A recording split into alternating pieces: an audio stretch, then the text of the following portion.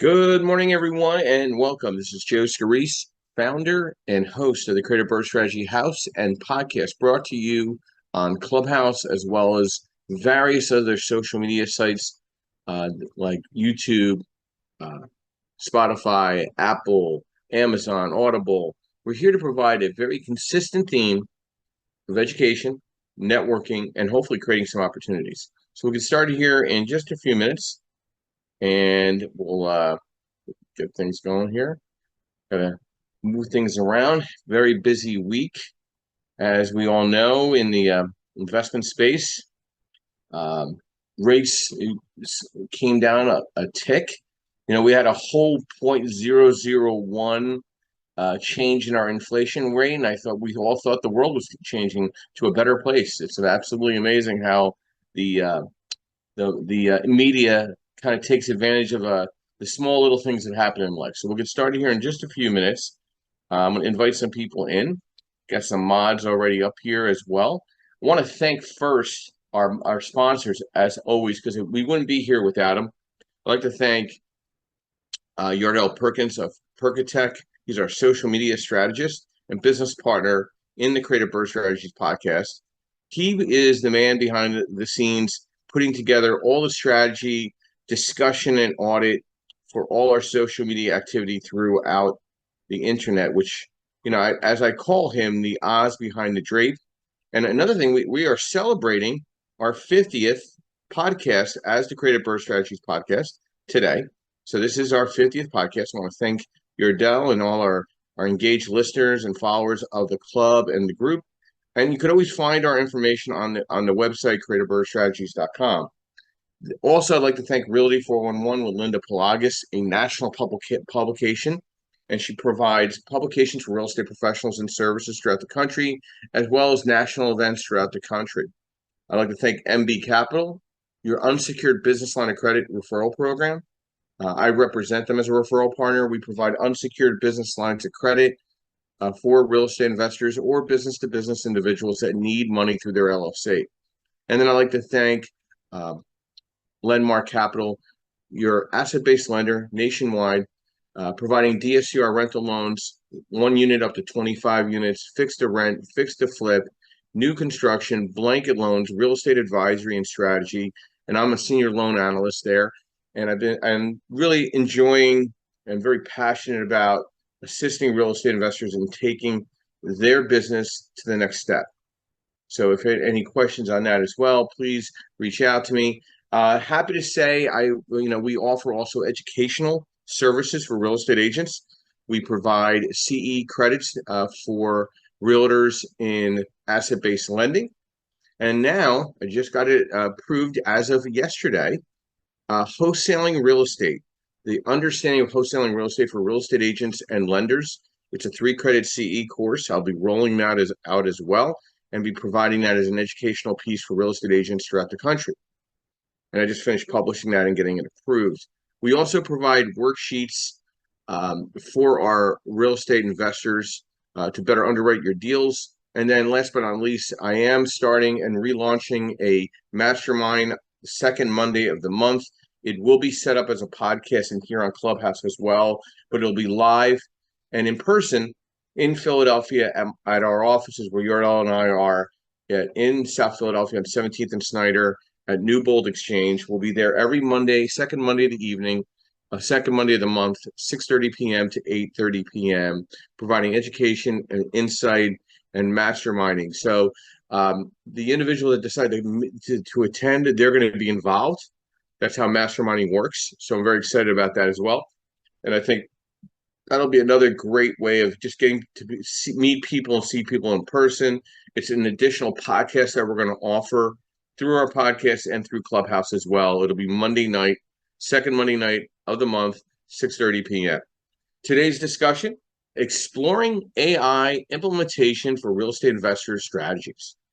And, I put an article out the other day in regards to this. I typically try to match up an article on LinkedIn and share it on Facebook and things of that nature.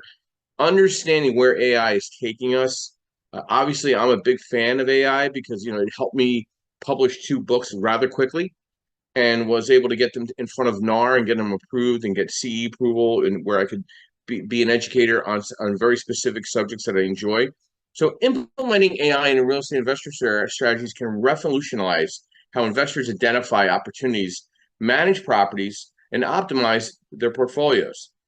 Some ways that we're going to discuss, and we have Amy here too as well, that AI can be leveraged in this field. Number one, market analysis and property valuation. Predictive and analytics, comparative market analysis.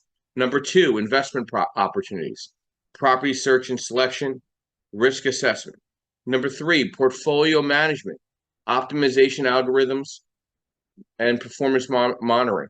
We do a lot of KPIs at our office. We're always monitoring performance. So that's something I kind of get a lot. Number four, property management, predictive maintenance and tenant screening. Number five, financial analysis, cash flow forecasting, and loan underwriting. Number six, marketing and sales, targeted marketing, and price optimization. Number seven, smart contracts and blockchain integration, automating transactions and tokenization. And irony enough, I've been asked to teach a course on tokenization as a CE credit, so I'm looking into that as well. So some practical steps to implement AI, and I'll obviously introduce Amy on this. Data collection and management, choose the right tools, integrate AI into your workflows, continuous learning and adaptation, and collaboration with experts. By leveraging AI, real estate investors can gain a competitive edge, making more informed decisions, optimizing their portfolios, and ultimately increasing their returns. Good morning, Amy. Welcome. Brief overview, who you are, what you do, and thoughts to our discussion this morning, AI implementation for real estate investor strategies. Hi, Joe. Thanks for having me. I am Amy Calvado. I am the founder and CEO of a real estate technology company. It's a data and AI company, so I know the subject quite well. I'm also the chair of the U.S. PropTech Council, and PropTech is defined as real estate technology, any real estate technology. We have over 850 members, and we're growing every day. And so I will say AI implementation it's obviously gaining steam. It hasn't hit its peak. There'll be more and more AI tech that comes out. I have the luxury of being able to see a lot of the startups in this space that are using AI in really inventive ways. But what you need to understand is that there's more coming, but right now, the three main kind of components of what AI can do for you, there's computer vision. You obviously have your large language models, and then you also have your predictive nature, where it's scanning and learning, right? Those are the three kind of AI technologies that exist today. So in real estate, computer vision is super helpful. We use it in my company. And what computer vision means is you take a video, which is happening more and more, becoming more and more prevalent today, where you can take a video and capture data from the video, and the AI does that itself. So you could walk around a unit and it can measure out that unit, or it can take data like of attributes in a home or whatever it might be. So that exists today, and those are being used in several different applications around move-in, move-out conditions, virtual touring, and understanding how you put in, say, for a home for sale. It can gather all those attributes of you just walking around with your phone and then putting that information into like a home for sale. There's lots of things that computer vision can do. And then you have, you're also going to have the things around the predictive side. So what I will say about the predictive side, and AI can do amazing things, but when you get to the predictive side, it's not really the role of AI. The predictive side is all about how do you get the best data. And a lot of real estate data right now is what we call very dirty.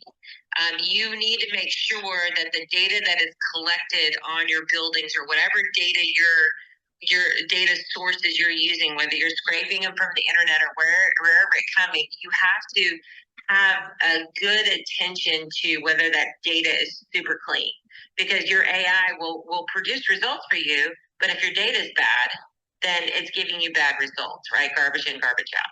So you have to that on the predictive side, it's more of a focus on your data collection, your data cleanliness, is what you have to do. And then the last one around the large language models. There's a lot of them starting to come out. There's Lori for multifamily. There's others. One we're developing, his name is Max. There's Chris. And there's a Chris person that will help a real estate agent do the first part of the lead generation. There's others. There's lots of those large language models. And I think that's really like the shiny object that everybody wants. They want the Jetsons thing where they can talk to somebody and it produces those great things. I'm not so much focused on that from my company because I'm more focused on the data side, right? We're a data aggregator, but those large language models are not going to go away. They're just going to get better. But I think from an industry standpoint, the real estate industry really needs to work on its data problem first. The LLMs will always be there, but you need to work on your data problem first, and then you do that, and then your large language model can interact with the right data. So that's my half a nickel. Half a nickel. Yeah. Well, I'm going to dive into this real quick because obviously we obviously are seeing a lot of changes in the real estate space. It's happening ever so rapidly. I mean, the NAR settlement lawsuit was just kind of actually a big thing, but it was already the dam was already breaking. Okay, to reconfigure real estate as a whole from an AI perspective. So, is this going to change the model of a realtor in the next 2 to 3 years? Meaning, how many layers is there going to be that you're going to be connected to, like the National Association of Realtor? Do you think all these associations are going to kind of get wiped out and it's going to be just one almighty source to go to, and then where you get your MLS, like the consolidation of just the industry itself? Do you think that all these other little layers to the license is going to change with AI over the next 2 to 3 years? Not 2 to 3, but maybe 10. I think the MLSs have their own problems in the fact that there's no standardization in that data. That's the biggest problem to any sort of AI integration. There's the RISO, which is the Real Estate Standards Organization. It's really, really pushing hard on the MLSs to standardize their nomenclature and their language, right? You can't, it's a simple thing, but you might in one MLS call this area a foyer, and then another MLS call it a hall, and that is a very important data point. But it's like, so everybody calls these things differently, so you can't really get a good comparison. And so there's a big push right now to get a lot of that done. And so I think real estate, its AI adoption is really going to be dependent upon its data. Do I think that the real estate agent's job is going to change in the next 2 to 3 years? Most definitely. There's a lot of new products coming out now where the real estate search is going from, I would call it a property centric model, where the buyer is having to sift through a ton of properties, and therefore they use a real estate agent to kind of do that for them sometimes, because it's kind of overwhelming at some point, to where the AI will just ask the buyer certain questions. Hey, what do you like in a home? Show me pictures of what you like. What do you need? If you're concerned about schools, do you want a dog? Do you have dogs? What do you want close by? What do you like around you normally? And then it will take that information from the buyer, so it becomes buyer centric. And then it goes and searches for those homes for them, right? And so it flips it on its head. And there's a lot of AI kind of search things like that are being developed now. So the real estate agent is his job will change. I don't think they necessarily go away, but I think their job changes to where it's closer towards the end of the transaction when they need more help with, how do I get through the transaction versus the search part, right? Versus the lead gen part of sifting through all the people who are interested in, who wants to listen to 100 phone calls of people kicking tires? Nobody does. So AI can do that for the real estate agents. They can sift through qualified leads. They can do all of those great things. And then they can help, narrow down the search for a buyer and what they really truly want. So I think it's a good thing. I think agents become AI enabled is what I think. And if you're not using those tools as an agent, you basically will be replaced by agents who are. So I have two more questions for you, and then we'll open it out to the other moderators, of course. Your thoughts on chatbots and how that's going to integrate for real estate agents and real estate teams and companies. That 24/7 real estate investing assistance. Do you think that's on the borderline of legality with the license, or do you think that's a necessary evil with AI implementation? I think, yeah, it does. I mean, I think the U.S. is very anti-chatbot. I mean, if you look at the regulations, it is, but other countries aren't. And so the AI can lead most. I mean, a lot of countries don't have regulations like the U.S. do around real estate. I would say I venture to guess 90% of them don't.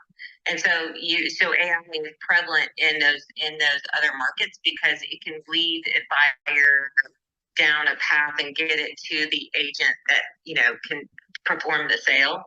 But in the United States, the chatbots don't exist as much because there is more regulation around the licensing and the structures and the things you can say and can't say. But you can teach an AI bot to say those things or not say those things. But there's requirements that whoever is talking to a prospective buyer needs to be licensed. Well, an AI is not licensed, right? And so that's why it's not as becoming as prevalent here as it is around the world.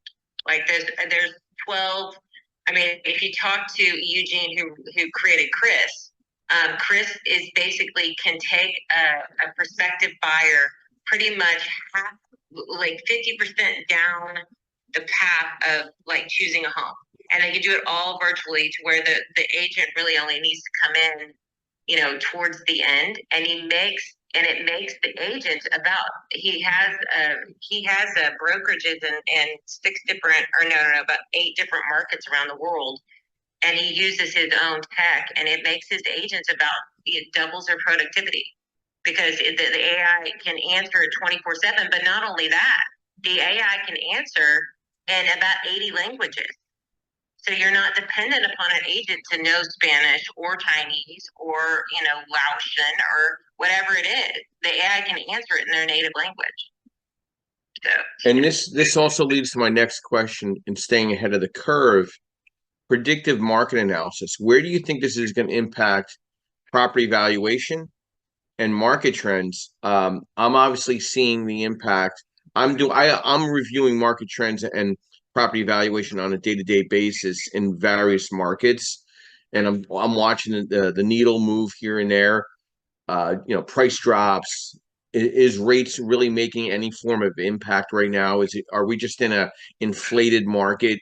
And where do you think this appraisal industry is going with AI in the property valuation over the next several years? I mean, it's an aging industry, as we know. So where do you see this, crossroads with AI? And has it been discussed with your counsel in regards to appraisal and where that's all going? Yeah, I mean, there was an article that was published. I think it was The Economist. I can't remember, but it was talking about the biggest crisis in real estate right now is that there's not enough appraisers, and the appraisers are getting old. And it's the crucial piece to any sort of financing of a transaction, right? You have to have an appraisal. And I think I have not seen any tech come out as far as replacing an appraiser. I don't think that, but I think it's doable. I think if you can teach, if you can take, there's there's AI that's out there now that will, like, if we had 10 appraisers in a room, it could teach it, because they're all going to have a different opinion, but that AI can take those knowledgeable appraisers toward properties, and over time you can teach the AI how to be an appraiser. That exists today. That AI exists today, right? But you have to have the inputs from the appraisers to kind of teach it. So I think eventually it gets there, because appraisal isn't part art, part science. It's always has been.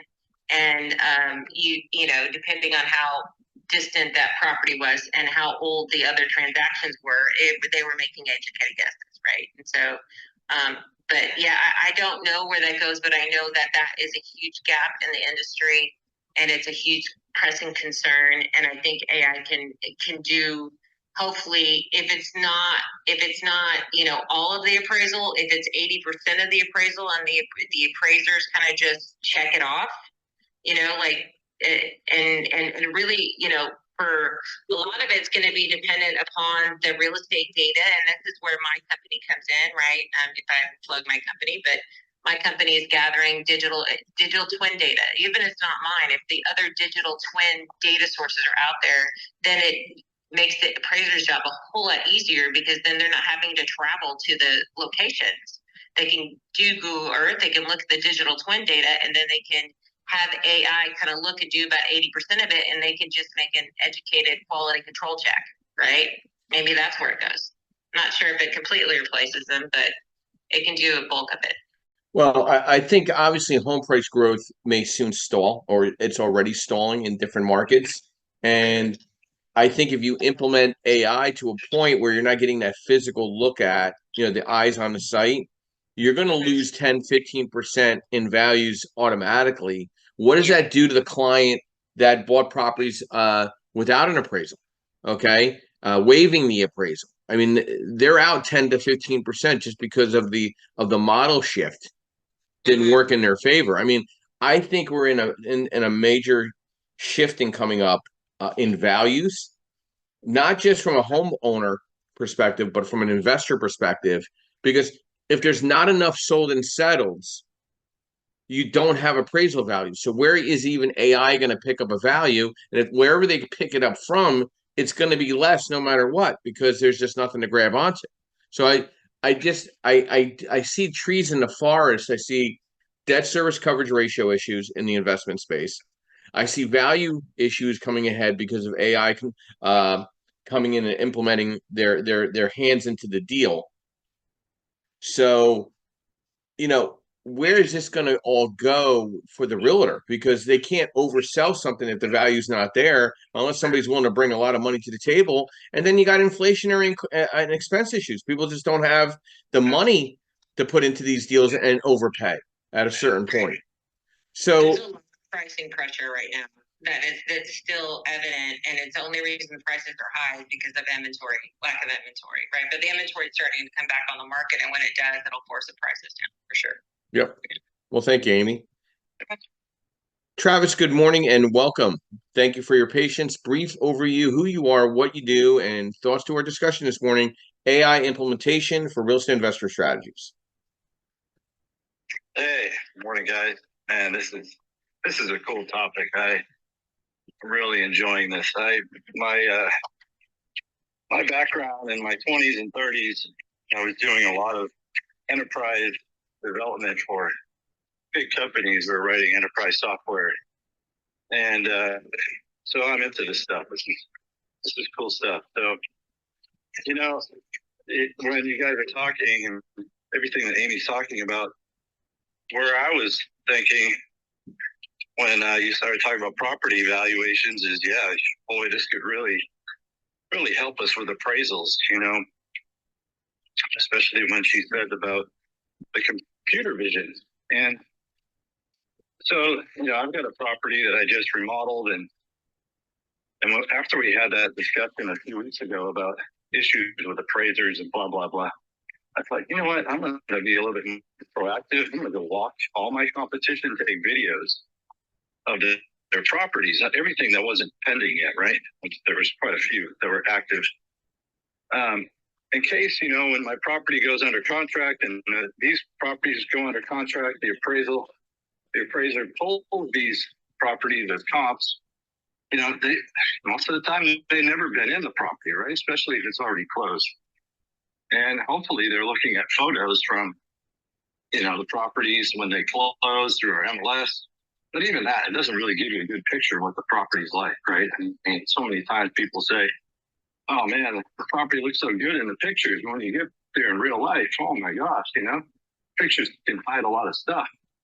So I could see where this would be really, really useful, where an appraiser or somebody that's, you know, part of the appraisal process is going out and they're videoing these properties and they're using that computer vision to determine, okay, you know what this house looks like, it's 15 years old by the video that I see, or it looks like it's, you know, brand new. Of course, it's going to still need some input as far as what's been done, as you can't see behind the walls and up in the attic and everything.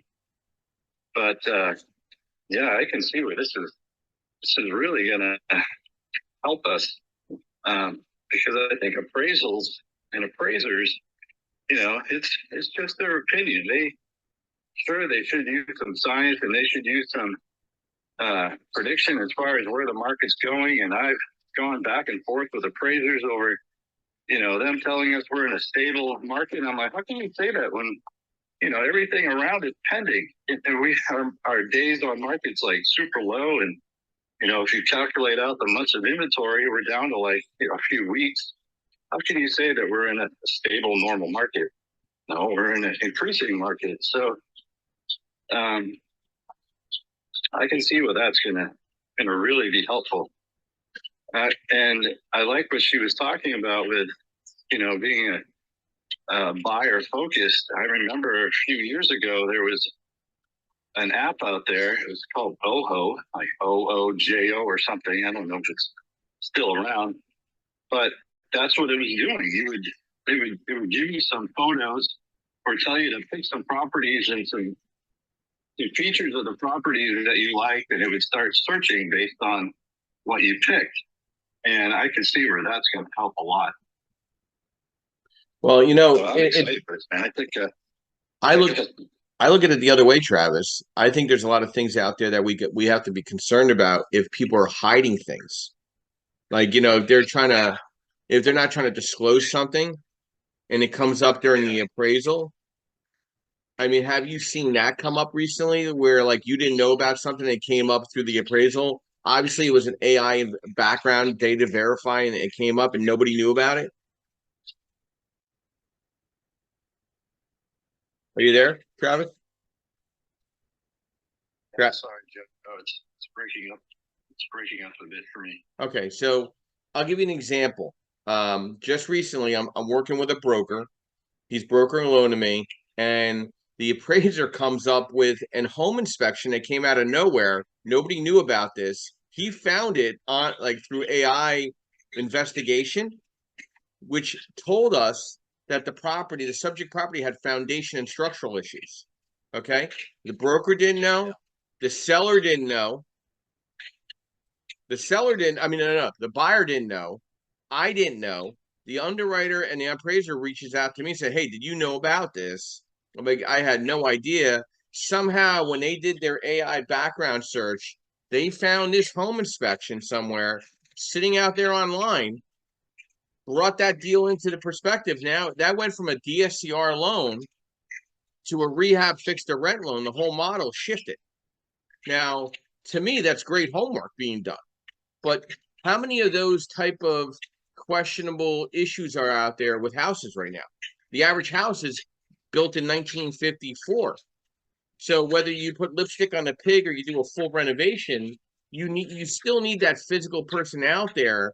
But I think AI is just going to change a lot of the industry because you're not going to need as much labor. It's going to be a quicker process. You know, to get an appraiser now back, to get appraisal back, it's taking 7 to 10 days. That eats up almost half your 30-day close time. And if that appraisal doesn't come back right, you got to dispute it. You got to come up with other comps to justify that they're not using already. And then the AMC's got to review it.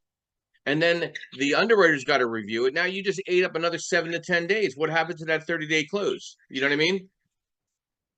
Yeah. So I think AI is going to cut a lot of the fat out in this process. It's going to be the almighty biblical scripture to how these deals are getting closed. It could either hurt us or help us in some markets. Travis, are you there? Yeah, I can see where you're. Yeah, I'm here, Joe. Can Yeah, you hear me? yeah, I got you. I'm just thinking Yeah, I there's. can see where you say that. Yeah. So I think I think AI is the new buzzword, right? So they're going to use that word for a lot of things that are not even AI. So like what you're talking about, it sounds like the guy just did a Google search on the property address and he found something somebody published online, and it's for whatever reason public about that inspection. I'm not aware of inspection companies that publish their inspections online for people to see, other than those that have paid for it, because that would kind of defeat their whole purpose. yeah, well, they found it. They found it. I don't know where they found it, on a disclosure or something like that, but they found it. So, but I appreciate your insight, Travis, and thank you. No problem, brother. So let's get caught up here and do a reset real quick. We're the Creative Birth Strategies podcast. We're here every Saturday morning, 8 a.m. Eastern Standard Time, every Sunday morning, 9:30 a.m. Eastern Standard Time, providing educational subjects, providing strategy, and hopefully you walk away with some form of golden nugget and connection and some networking. We're here. We also have our website, which is up above. We are starting a Monday night event, second Monday of the month, 6:30. It'll be live and on here on our podcast in Philadelphia. So be more than happy to come and join us live, or just come back onto Clubhouse or one of the other social media buckets that we provide our insight. Again, AI is tying into so much other things than just the sale itself now. We're looking at virtual tours and staging, enhancing property showcases. We're looking at risk assessment, making safer investments like credit scoring, fraud detection. We do a major AI background check to make sure that we know who we're lending to, and things come up almost every other application. Who is this person? So fraud detection is extremely important. And where I think AI is going to become very helpful to the investor, the landlord, is maintenance and property management, keeping properties in top shape, predictive maintenance, tenant management, and enhancing the customer experience, meaning tenant-landlord relationships, providing exceptional service. To have a virtual assistant set up to take a call from somebody 24 hours a day, somebody that can at least acknowledge, hey, there's something going on in my apartment here. I need to talk to somebody and get an emergency. I think that's big. And then there's feedback analysis now. Also, investment analysis. Understanding your portfolio. You could do an AI review, ROI predictions. Justin, good morning and welcome. Brief overview, who you are, what you do, and thoughts to our discussion this morning, exploring AI implementation for real estate investor strategies. Oh, yeah. Good morning, everybody. Happy Saturday today. I'm Justin Jefferson. I'm in the Southern Louisiana market. Dealt with different things. And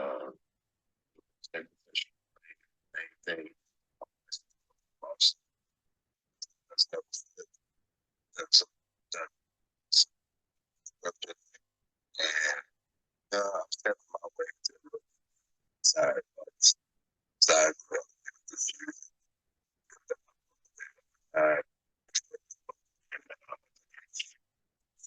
A lot of things, and as I dive into the business, there's a lot of things that I think are changing really rapidly. Technology has a lot to do with that. Artificial intelligence in the state has been around some time. I've used different tools of with AI, right, for my brokerage. I've used them to skip trace for addresses when I've been looking for properties to purchase or just kind of offload or resell. Also, I believe, I've heard people talking about maybe doing like, so I've also done like the virtual showings and stuff like that, which I think are a really good thing. It kind of had an influx during COVID. I think it's a really good tool to use. I heard what Amy was saying about the tool, and I believe you guys might have a point in the residential side, but I also believe in the commercial side of things. Um, uh, Obviously, I haven't looked at her technology, but obviously, most times the technology is going to address most of those concerns on the back end, and it's a lot easier to examine most commercial properties. From a video standpoint, because you can identify a lot of things that can't and may not necessarily be able to be covered up. Just the rules and regulations are different in a lot of places. So I do believe that has some. I'm sure it has the good weight to it, and I do believe that the human error is going to have to be monitored for anything like that, right? And just AI period. Why? Because we're implementing something that has a formula to it, and it's programmed to spit us out something based on that formula. But life doesn't necessarily have that. We have specific things that we need to be able to input to change the variables, to change the outcomes. So I think artificial intelligence is going to be like a lot of other things. It's been growing into every area of our life for, I mean, it's been blatantly obvious for over a decade. And now someone mentioned it. I do believe it's become a bit of a buzzword, right? Because, like I said, it's been around. Now there are a lot of forms of it that were not available to the public that are now available. And so when I look around and I look about, I see a lot of tools that can help me shorten my time for things that I was going to do already.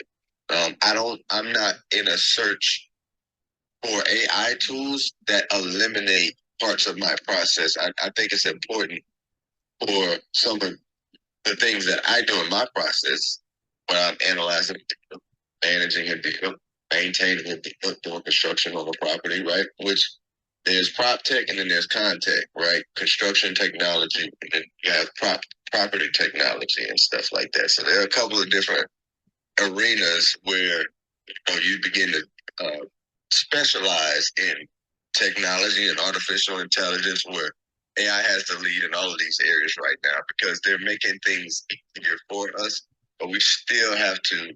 And this is a talk I was having with my wife yesterday about some of the things. I'm glad I know the old school way of doing things. As I sit down to rewrite some business plans, I've kind of separated my brokerage back on my own, so I'm gonna be able to move in how I was. I had a business partner, but my point is me being able and knowing the power of writing it down, having it in my hand, and being able to put it in front of somebody's face. Yeah, it's cool to be able to email it and stuff like that, but there's a different set of I don't know what I want to say, but it's a different set of things that I'm cultivating and developing by doing it that way and then putting it into the technology. So I'm not sure what message anybody might get from that, but technology, you're going to need it to keep up with where we're going and to keep up the pace. So I think it's very important. I think we all need to lean in on it, but we all need to also use our human, common sense, right? We talked about a couple of weeks ago. Travis said we sound like Trump. I think we sound like Mr. Wonderful over Trump, but use your common sense, right? And to make decisions in real estate and business, period. And then, AI, I think is the tool to help you do that and make you able to, move like you have superpowers. So just be wise with it and don't put all your chips on the technology, right? So that's it. Justin, thank you. Always appreciate Justin being here. He's been part of this growth of this podcast and room over the last 2 years. I always want to thank him and recognize him as a big part of the moderator base here that that comes in every weekend and providing their insight. In AI, 85% of employment growth in the US over the last 80 years is explained by technology-driven creation of new positions. Okay. AI service providers are making a conscious choice to explore a human-centric approach, developing a co-pilot products designed to assist people as opposed to autopilot products that are aimed to entirely replace human roles. So these positions in AI are going to be significant productivity boosters. Okay. Like for me, I was able to put together 2 published modules to provide CE in a month, creating both modules via AI. Done, submitted, approved, PowerPoint back, write up, everything. I can start now teaching these courses, providing CE, where that would have took 6 months. It could have took 6 months, even longer. It took me 30 days to get up and running with those courses. Listen, with AI, we anticipate a similar 5-fold impact in the long run. While it remains to see how AI will be applied to specific sectors like healthcare, but real estate, the growth will generate space demand, and some influences are going to be emerging. Okay, different altered demands amongst assets, new asset and product types, revenue investment, design and space function, and geolocation. So the migration for individuals that are going to be AI impacted is going to shift a lot of people throughout the country where they didn't think they were going to move there, and now they are moving there because of the barrier of entry, the hybrid work environment. They could work virtually. Everything's AI. They could work on the side of a mountain for that matter. So your rural markets are going to be shifting into suburban markets. Your urban markets are going to shift a little differently from who's going to be living in the city settings. You don't have to live in the city to make a difference in your impact.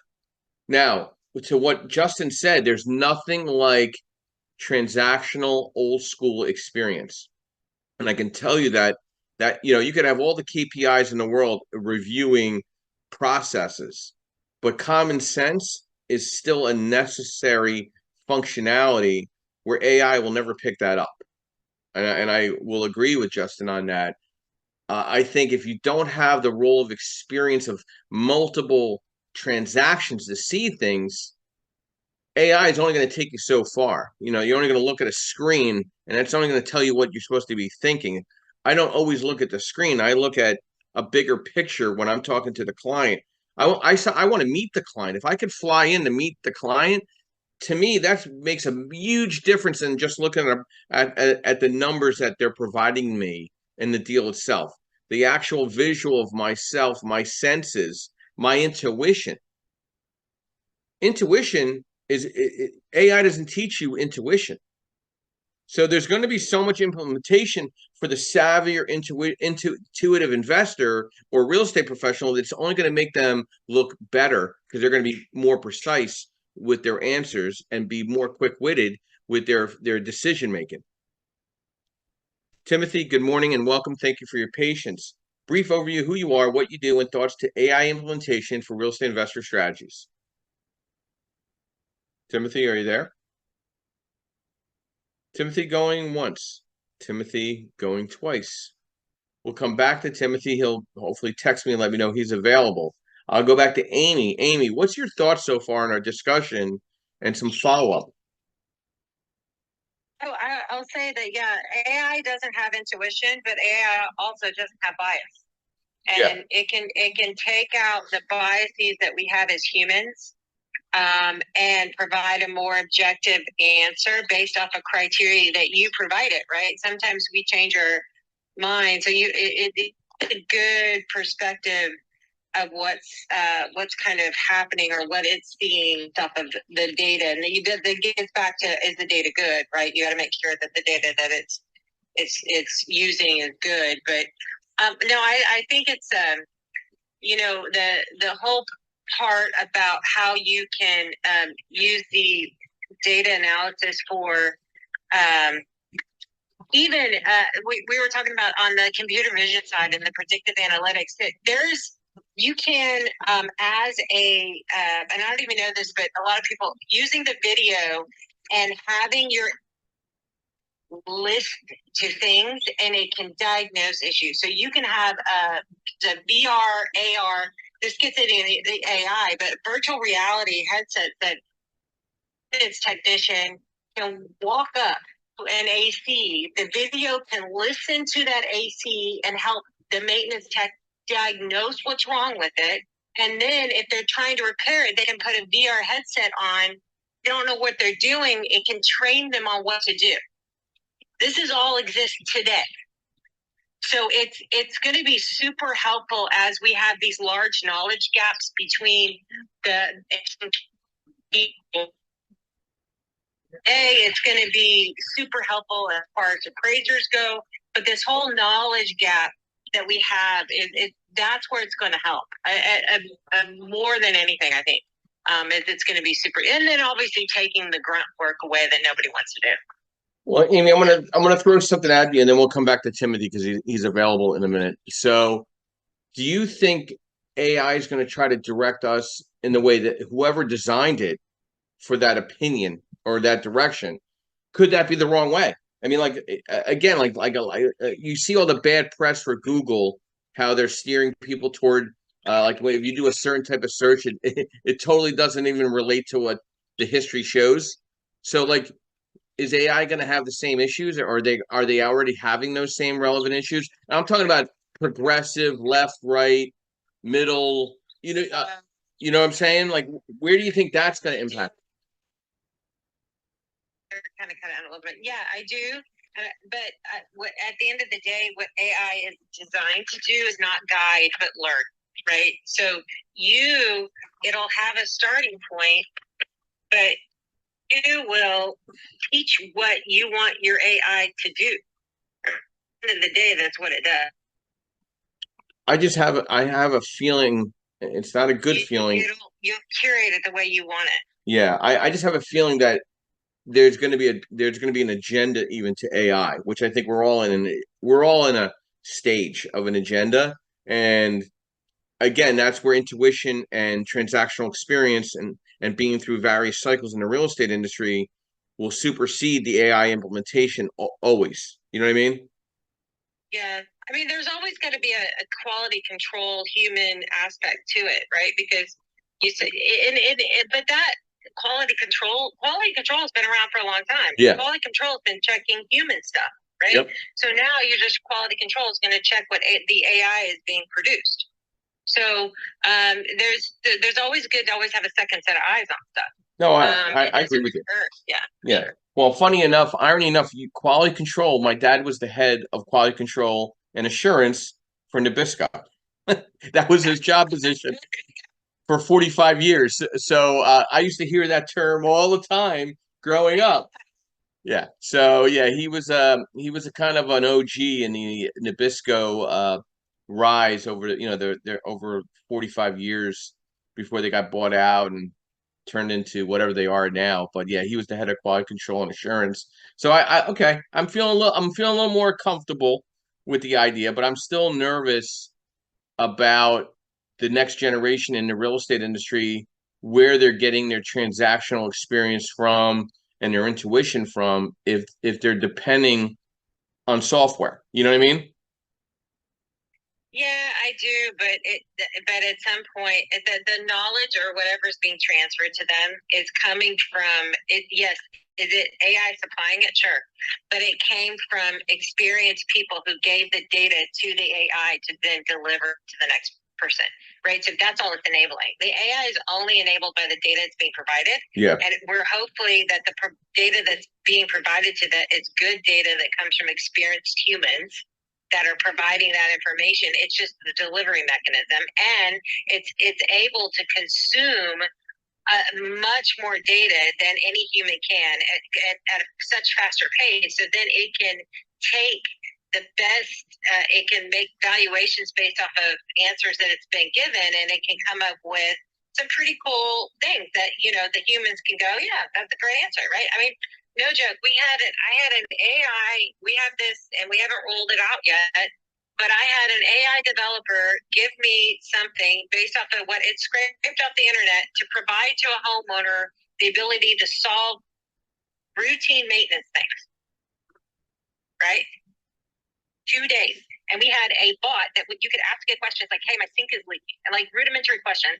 And it would provide really good answers. I had plumbers check it. I had electricians check it. And it was providing really good answers to the point where, oh, yeah, try this, check this out. Did it do this? And then you would go, oh, it's probably this. Now you need to call a plumber. If it couldn't solve, it's like solving the rudimentary things. So but that happened in 2 days. That bot was created in 2 days. I mean, it's super cool. Yeah, but I'm gonna talk about the bad part. Okay, we have inexperienced lenders that don't understand a market and don't understand the client and their management skills and their experience level, and give too much money and give too much leverage to someone that shouldn't gotten that leverage, and now it's a foreclosure. It's another blighted property. It's another recovery in the process because the original evaluator using the AI numbers that were in front of them didn't have the intuition to say, hey, there's something that doesn't smell right here or it doesn't look right. And you're starting to see that impact on the investment space in certain markets such as Baltimore, St. Louis, Philadelphia, Chicago. Cheap is not always good. And getting in on a property on the low end is not always good because you have to take into account who's going to manage those properties for you or maintenance those properties for you. And in the long term, is the tenant always going to be a bad tenant? Is there always going to be a bad situation there? And I don't think AI can pick that up. That's something where you need to understand the market every day and have transactional personal experiences to those mistakes that are made. You know what I mean? Yeah, no, I mean, so AI can only process the data that it's given. Correct. Right. So if it's local knowledge, tribal knowledge like that, of course AI can't do that. So, but you could teach the good thing about what an AI engine can do is you should be, and your process should be to teach it. Yeah. So you, after every loan, would do an after action review and say, this is what happened, this is what didn't happen. We're seeing this here, that here. And teach your AI to get better, right? So then it can make those decisions. So like if you quality control, you can't just it's not like just like Microsoft installing Microsoft Word and using it. You have to teach it. You have to spend time teaching so it's not something that you just install and go.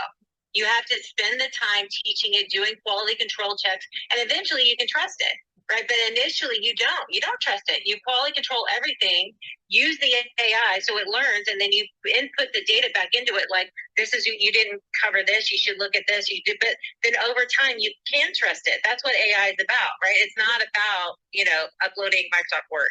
Yeah. So, okay. Amy, can you please put your link to the PropTech Council? You should send that to me anyway, so we can get it out and blast it out to our database as well.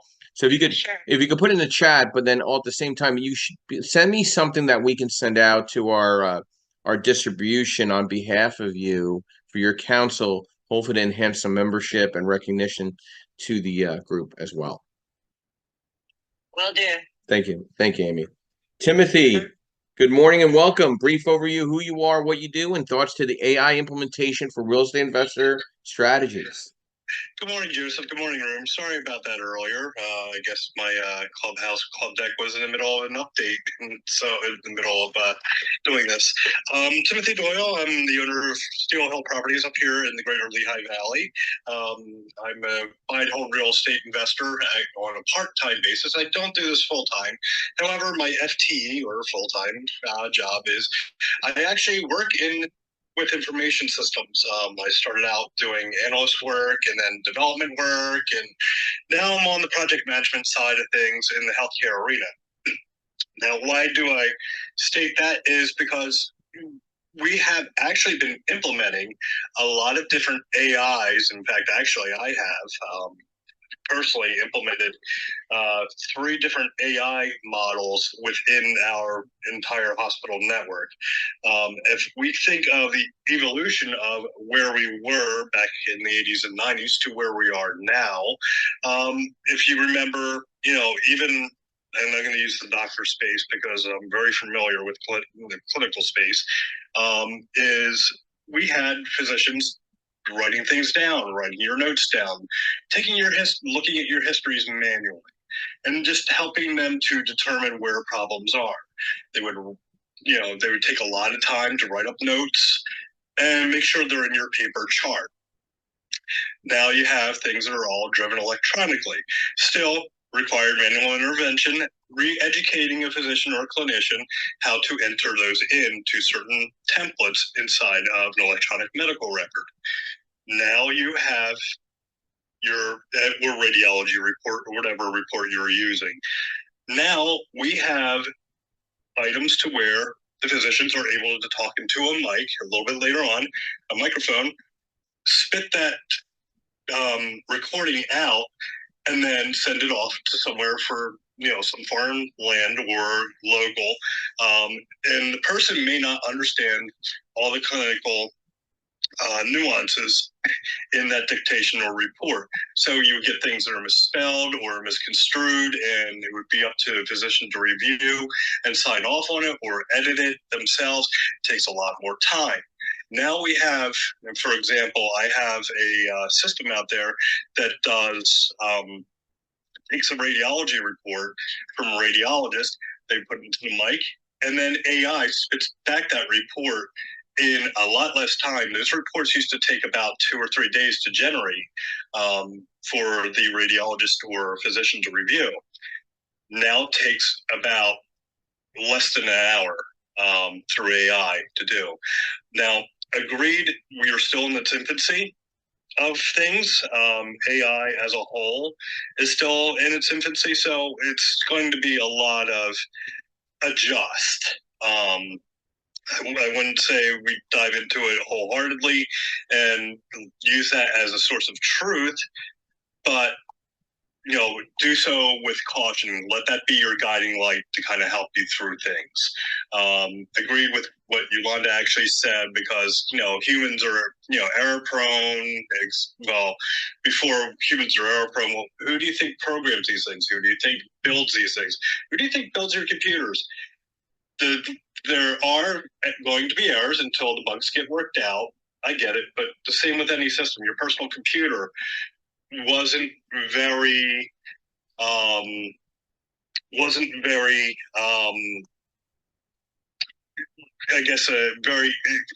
it was very cumbersome.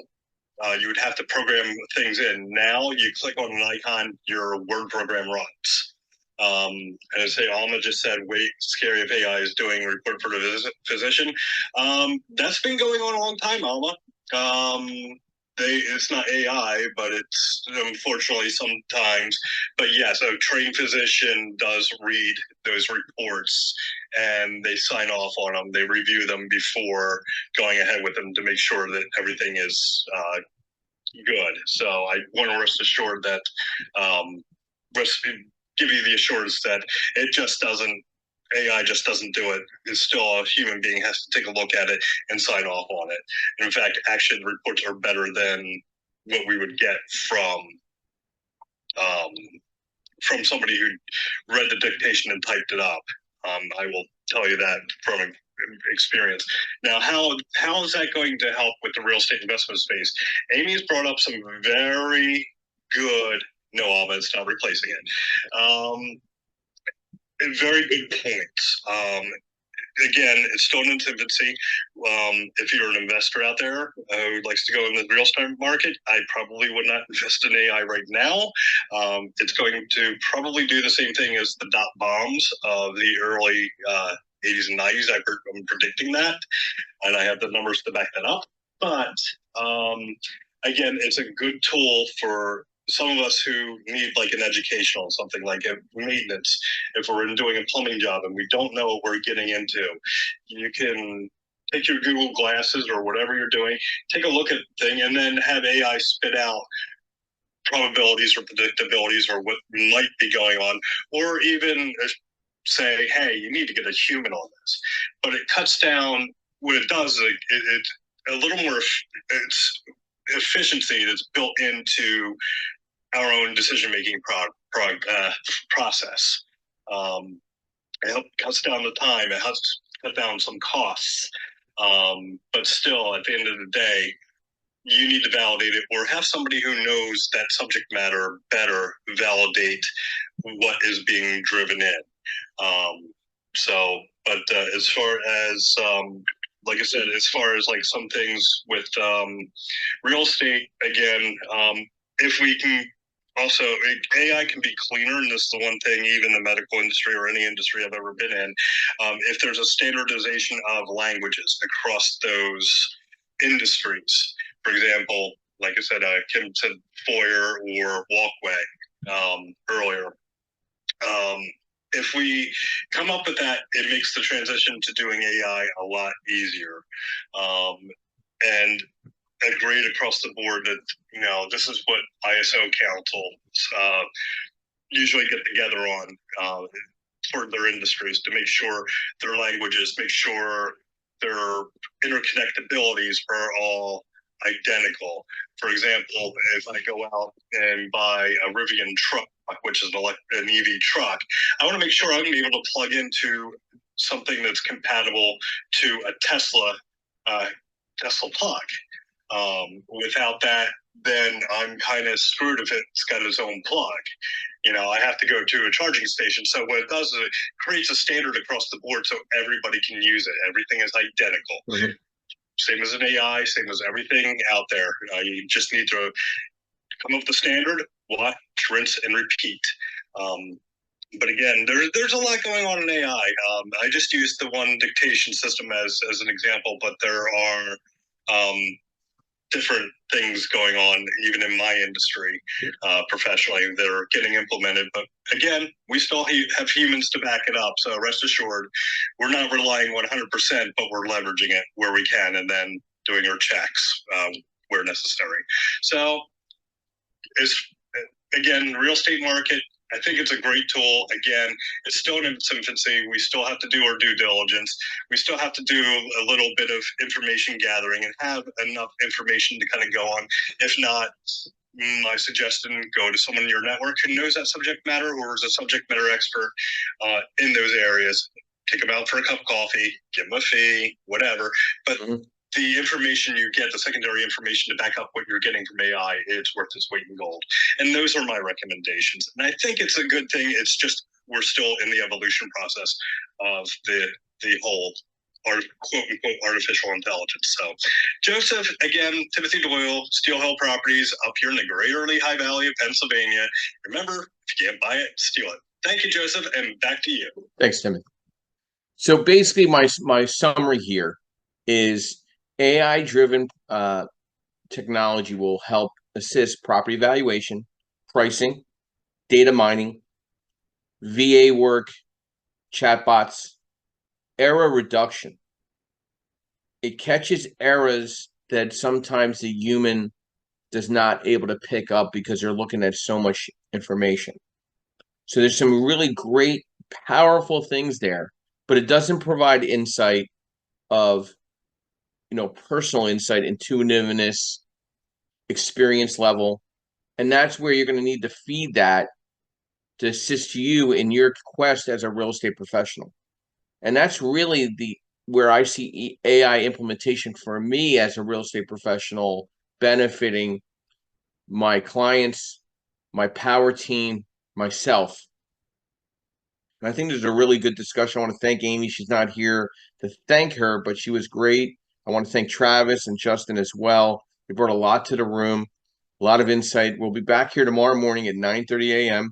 I want to thank our sponsors, Perkatech, your social media strategist, Yardell Perkins, and business partner to the Creative Bird Strategies podcast. I want to thank Realty 411 with Linda Pelagas, national publication, national event planner for real estate professionals and services throughout the country. MB Capital, your unsecured business line of credit program for unsecured business lines throughout the country to leverage toward your acquisition and and maintenance of your properties throughout the country. And then Lendmark Capital, where I'm a senior loan analyst, providing debt service coverage ratio, fixed to rent, fixed to flip, new construction, multifamily, single family residential, advisory strategy. Then also I'm a licensed real estate agent at TCS Property Management Services, where we're providing property management in various markets, East Coast, east of Mississippi, seeking joint ventures, partnerships. If I could be of any assistance in the management space, by letting me know. And then also, we're the only room here that provides CE instruction courses for real estate agents and asset-based lending, and now wholesaling real estate, 3-credit CE courses that can be provided in any state in the country. We also provide worksheets for you to be a better educated borrower. And we now offer a monthly mastermind, second Monday of the month in Philadelphia, 6:30 p.m., which we will also have that live on here as well. But again, I want to thank everybody this morning for some great insight on AI implementation. And then my quote this morning, I like to always finish off with a quote. It's kind of my signature thing. And I want to end that off with, your move. Life is a game board. Time is your opponent. If you procrastinate, you will lose the game. You must make a move to be victorious. Napoleon Hill. I'll be ending the room in the next 30 seconds, and thank you all for your engagement and your questions and concerns. Have a great day, and we'll see you tomorrow morning.